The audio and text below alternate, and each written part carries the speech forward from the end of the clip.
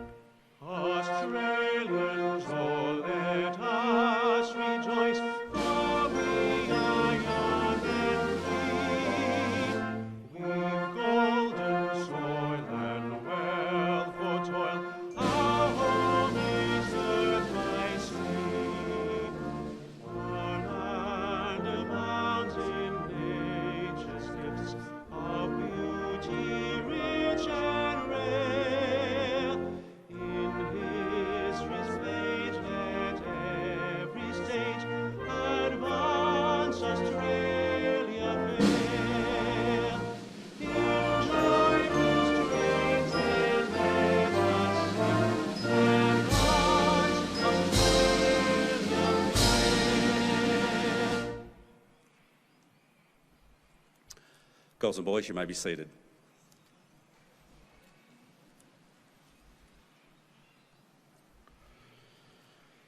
The Australian War Memorial was the vision of Charles Bean, Australia's First World War official historian. Bean landed with the Australian troops on Gallipoli and stayed with them at the front through to the end of the war. The idea of this national memorial and museum came to him at Pozières, France, in the depths of the bloody fighting of 1916. Bean's idea was that this would be a place where families and friends could mourn loved ones buried in faraway places. It would also be a place that could help all Australians understand what these men and women had endured and what they had done for us. Bean's vision, to which we remain true, is best expressed as inscribed in the entrance to the memorial's galleries. Here is their spirit, in the heart of the land they loved, and here we guard the record which they themselves made.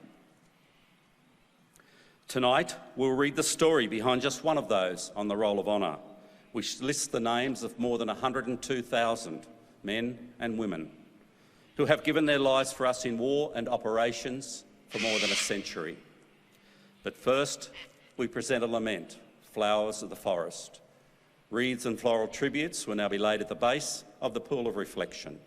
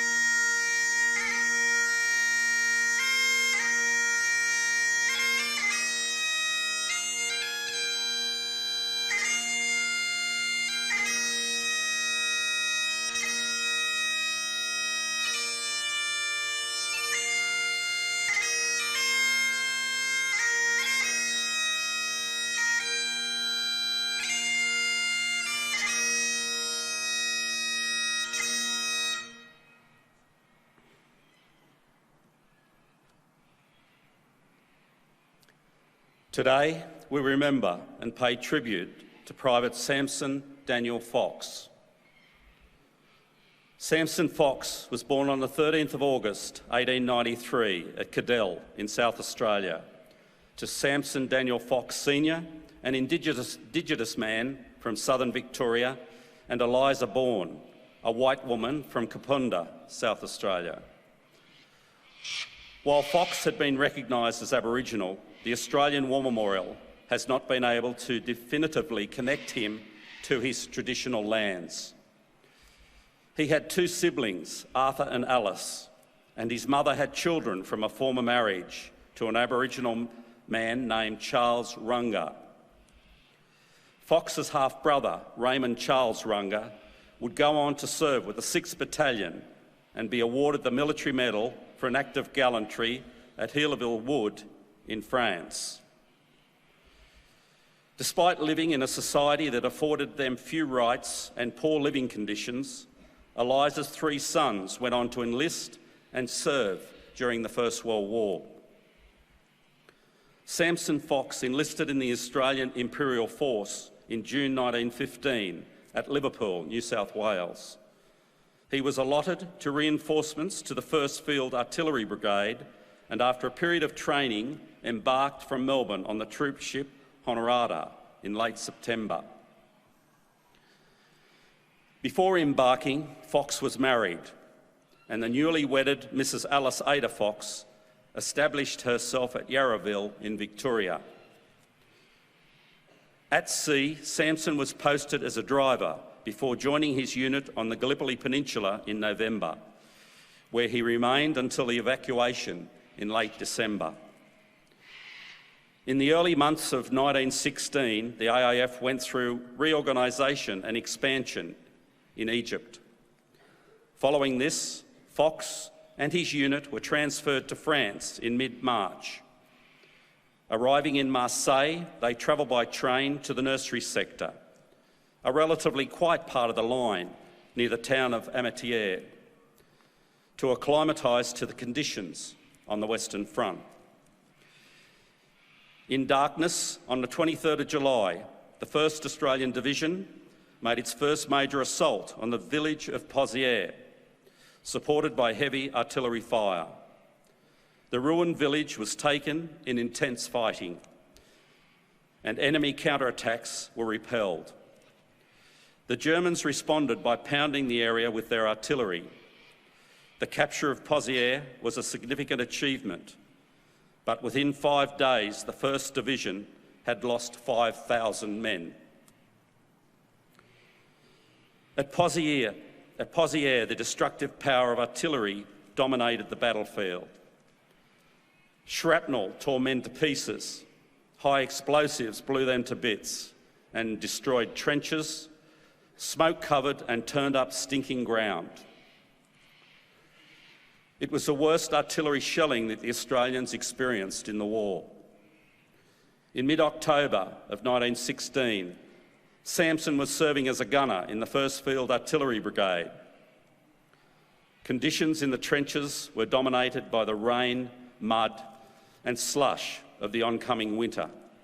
The wet and the cold made life wretched.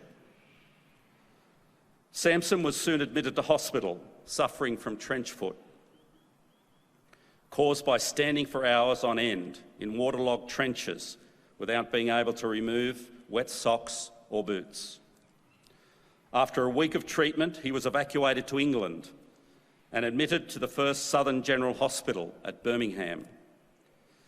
After his treatment and a period of rest and recuperation, Samson spent some time with the 10th Training Battalion at Lark Hill in Wiltshire, undertaking further military training.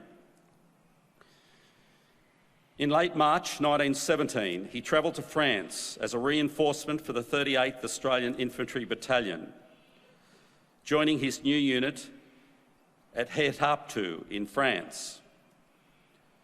At 2 a.m. on the 28th of May 1917, a raiding party of 7 officers and 214 other ranks went over the line near Plugstert in Belgium, attacking an enemy trench. There were 30 Australian casualties, some of whom were reportedly caused by friendly fire. Sam Fox was one of those killed in this action.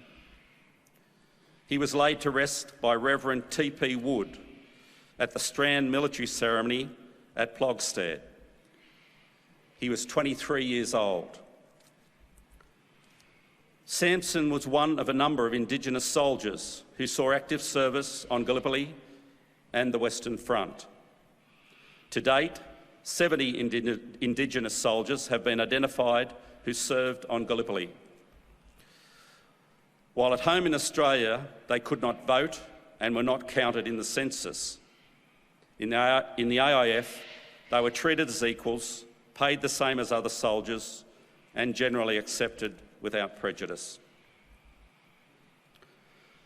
Fox's name is listed on the Roll of Honour on my right, among more than 60,000 Australians who died while serving in the First World War.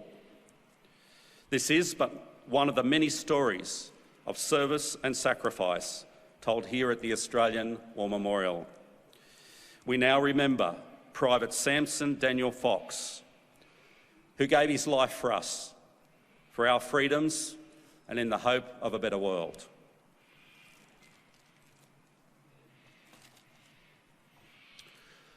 Could I ask you to please stand for the reading of the Ode and the sounding of the last post.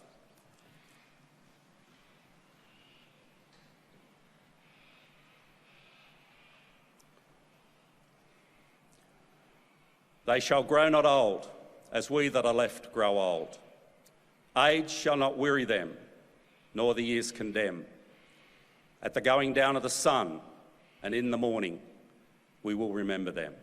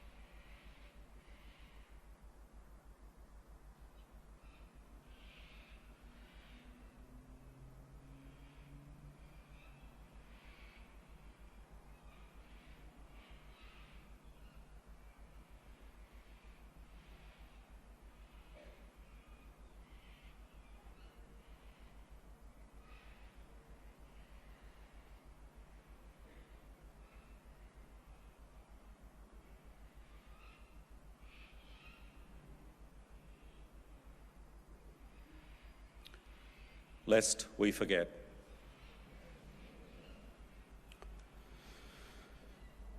We leave you this evening with the words of the memorial's founder, Charles Bean.